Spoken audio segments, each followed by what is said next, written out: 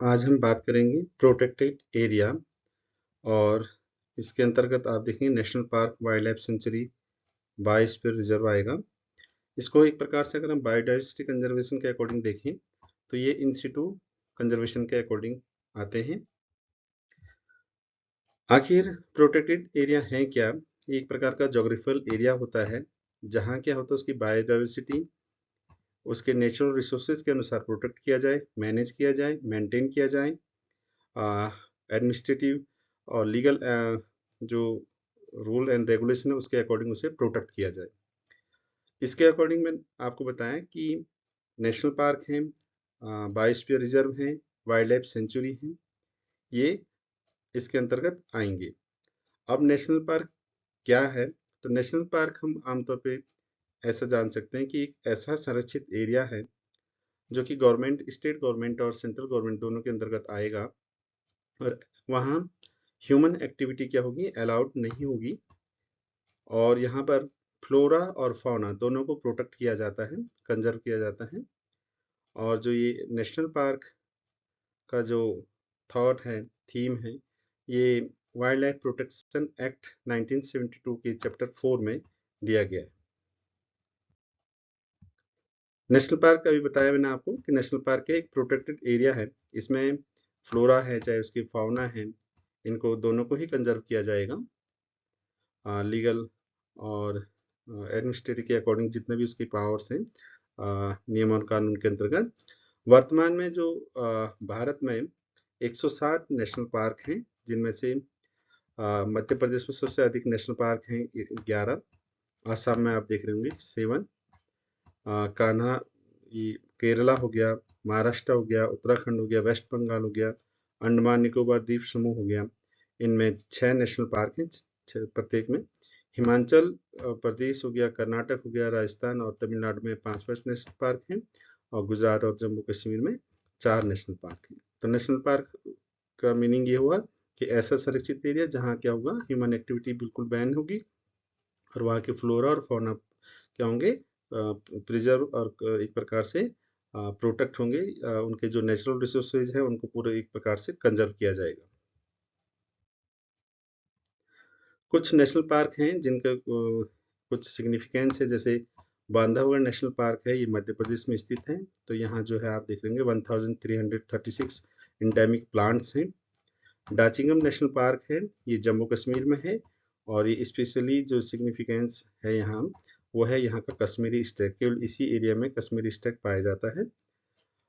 Next है Hemis national park, ये largest national park है इंडिया का और ये लद्दाख वाले यूटी एरिया में है।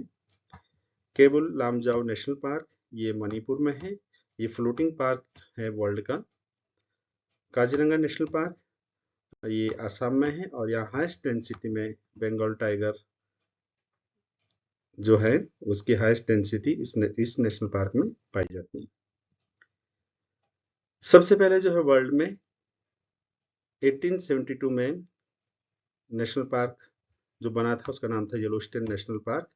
ये यूनाइटेड स्टेट में पड़ता है और जो वर्ल्ड का नेशनल जो पार्क है, लार्जेस्ट नेशनल पार्क है, वो है north east Greenland national park. और जो सबसे छोटा नेशनल पार्क है वो सेशल्स में है, मोइनिन आइसलैंड नेशनल पार्क। अगर हम नेशनल पार्क की बात इंडिया में करें तो सबसे पुराना जो नेशनल पार्क है वो 1936 में बनाया गया था, जिसे जिम कॉर्बेट नेशनल पार्क हम बोल रहे हैं। इसका पूरा पहले जो पुराना नाम था वो हेली नेशनल पार्क भी था और रामगंगा नेशनल पार्क भी था।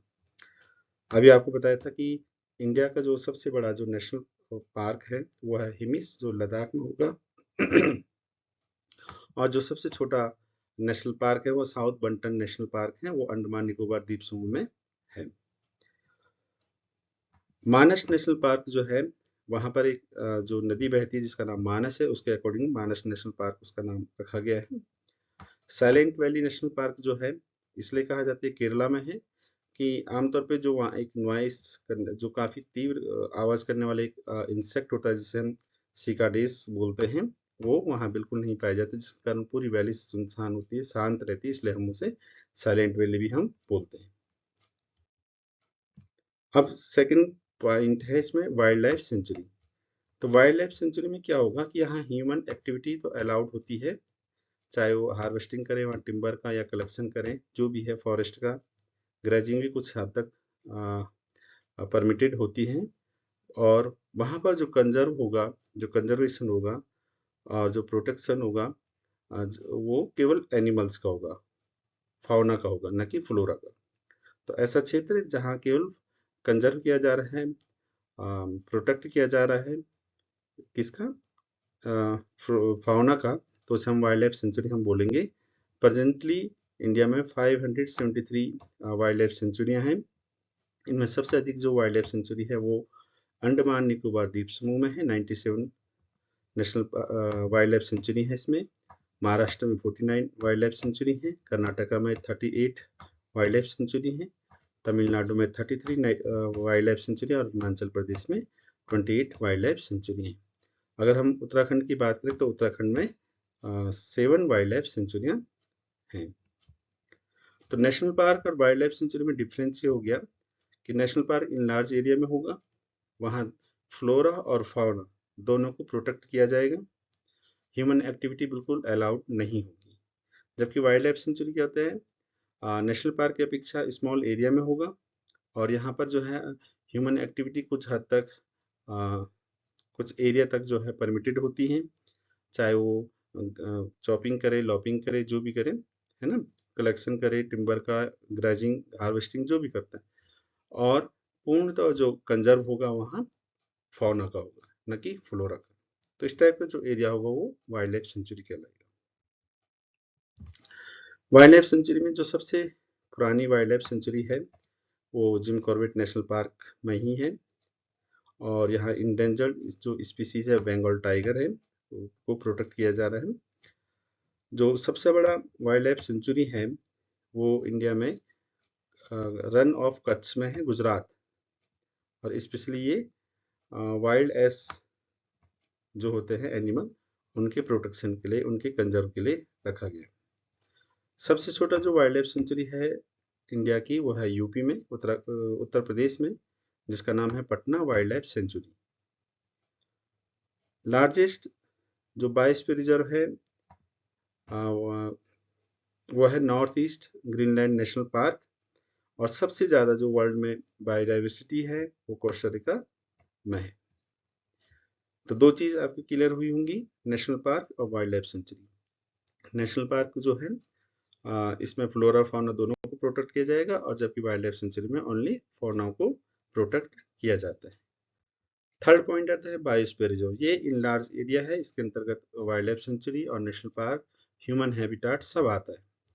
तो प्रेजेंटली जो बायोस्फीयर रिजर्व है इंडिया में वो 18 बायोस्फीयर रिजर्व हैं, और ये बायोस्फीयर रिजर्व यूनेस्को के थ्रू मैन और एंड बायोस्फीयर प्रोग्राम के थ्रू चलते हैं, जो कि बैलेंस करते हैं कंजर्वेशन को, जिनका मेन एम है कंजर्वेशन करना, और ह्यूमन नीड्स को भी ध्यान में रखते हुए ये प्रोग्राम चलाए जाते हैं।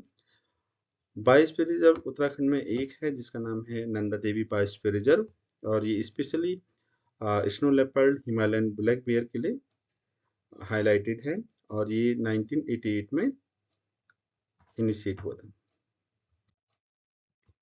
एक पूरी लिस्ट है बायोस्फीयर रिजर्व की। नीलगिरी, ये कर्नाटका, तमिलनाडु, केरला में है। नंदादेवी बायोस्फीयर रिजर्व उत्तराखंड में है। नोकर्क बायोस्फीयर रिजर्व ये मेघालय में है। गल्फ ऑफ मन्नार ये तमिलनाडु में है। सुंदरवन सुना होगा आपने, ये वेस्ट बंगाल में है। रॉयल बंगाल टाइगर आपकी स्पेशली जो वहाँ का की फौना है। मानस जो है अभी बताया था आपको आसाम में है। ग्रेट निकोबार अंडमान निकोबार द्वीप समूह। सिमलीपाल ये उड़ीसा में है, मयूरभंज डिस्ट्रिक्ट में। देहान दिबांग बायोस्फीयर रिजर्व जो है ये अरुणाचल प्रदेश में है। डिब्रू सिखोवा आसाम में। पंचमढ़ी मध्य प्रदेश में।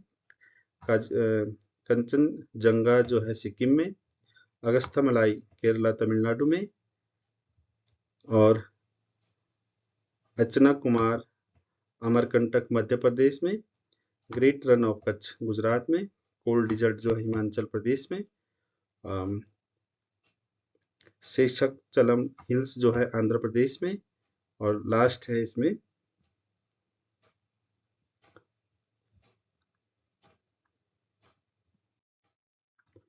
जो फर्स्टली जो बायोस्फीयर रिजर्व एस्टेब्लिश हुआ था वो 1979 में हुआ था वर्ल्ड में। प्रेजेंटली इंडिया में 759 बायोस्फीयर रिजर्व हैं जो कि 136 कंट्री में है। जो लार्जेस्ट बायोस्फीयर रिजर्व इंडिया का है वो गल्फ ऑफ कच्छ है, ये गुजरात में है। स्मॉलेस्ट बायोस्फीयर रिजर्व इंडिया में है, जो इंडिया का है स्मॉलेस्ट बायोस्फीयर रिजर्व वो है डिब्रूगढ़ सिखोवा आसाम में। आमतौर पर अगर हम बायोस्फीयर रिजर्व को देखें तो इसमें 3 टाइप के आपके पास जोन होंगे या 3 जोन इसमें मिलेंगे आपको। सबसे इंटरनली जो जोन होगा उसे हम कोर जोन बोलते हैं, उसके बाद बफर जोन, उसके बाद आपका ट्रांजिशन जोन। तो ट्रांजिशन जो जोन होता है ये आउटर मोस्ट लेयर होती है, इसमें ह्यूमन हैबिटाट होता है और ये एक प्रकार से आउटर जो लेयर है बायोस्फीयर रिजर्व की वो वाली रेंज होगी। सेकंड हो गया बफर जोन, या ह्यूमन एक्टिविटी कुछ परमिटेड होंगी, चाहे साइंटिफिक और या रिसर्च के क्षेत्र में हो। और जो सबसे इंटरनली जो एरिया होगा जिसे हम कोर जोन बोल रहे हैं, ये एक प्रकार से नॉन डिस्टर्ब एरिया होता है, नेटिव प्लेस होता है एनिमल्स का, तो यहाँ ह्यूमन डिस्टर्बेंस बिल्कुल नहीं होता है। तो बायोस्फीयर रिजर्व में 3 टाइप के जोन होंगे। कोर जोन हो गया आपका सबसे इंटरनल पार्ट, फिर उसके बाद बफर जोन, फिर उसके बाद ट्रांजिशनल जोन।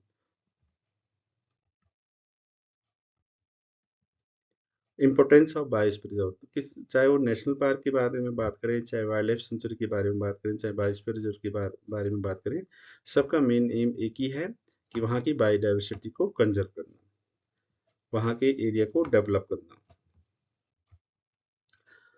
और उस क्षेत्र में आपका रिसर्च के लिए, एजुकेशन के लिए, ट्रेनिंग के लिए, इको टूरिज्म के लिए डेवलप करना। और ग्लोबल जो नेटवर्क है उस इधर उधर से जितने भी बायोस्फीयर रिजर्व हैं वो एक प्रकार का ग्लोबल नेटवर्क भी होता है, कोलैबोरेशन होता है, कंजर्वेशन होता है सस्टेनेबल डेवलपमेंट इशू के लिए, और मेन है इकोलॉजिकल बैलेंस के लिए, ह्यूमन डेवलपमेंट के लिए। तो ये एक प्रकार से इंस्टीट्यूट कंजर्वेशन था जिसमें हमने देखा कि national park, wild life sanctuary और बायोस्फीयर रिजर्व तीनों में क्या डिफरेंशिएशन है।